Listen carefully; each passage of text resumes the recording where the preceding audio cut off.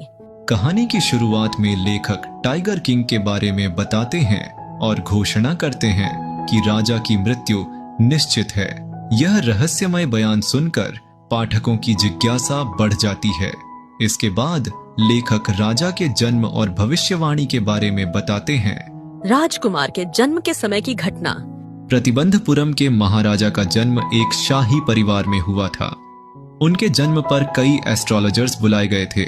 सभी ज्योतिषियों ने यह भविष्यवाणी की कि यह बच्चा एक बाघ टाइगर के कारण मरेगा। यह सुनकर एक बूढ़े एस्ट्रोलॉजर ने कहा, चूंकि एक दिन हर इंसान को मरना ही है, लेकिन यह राजा विशेष रूप से एक बाघ के कारण मरेगा।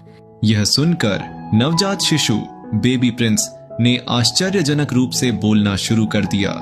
उसने कहा, लेट टाइगर्स बीवेयर, बाघों को सावधान रहना चाहिए। सब लोग यह सुनकर हैरान रह गए कि एक नवजात शिशु कैसे बोल सकता है। यह कहानी की हास्यपूर्ण ह्यूमरस शुरुआत थी। जब राजकुमार 20 साल का हुआ तो उसे राजा बना दिया गया। राजा को भविष्यवाणी याद थी, इसलिए वह बाघों से नफरत करने लगा। उसने यह घोषणा कर दी कि केवल वही बाघों का शिकार करेगा। राजा ने एक सख्त आदेश जारी किया कि अगर किसी अन्य व्यक्ति ने बाघ मारा तो उसकी सारी संपत्ति जब्त कर ली जाएगी। राजा ने पूरे जंगल में बाघों का शिकार करना शुरू कर दिया। उसने पहले ही साल में कई बाघ मार डाले। राजा यह मानने लगा कि अगर वह 100 बाघ मार लेगा तो वह मृत्यु से बच जाएगा। कुछ समय बाद राजा ने अपने राज्य में 50 बाघों का शिकार कर लिया, लेकिन धीरे धीरे राज्य में बाघों की संख्या कम होती गई। राजा को चिंता हुई कि अगर उसके राज्य में बाघ खत्म हो गए तो वह 100 बाघों को कैसे मारेगा। राजा ने एक नया उपाय निकाला।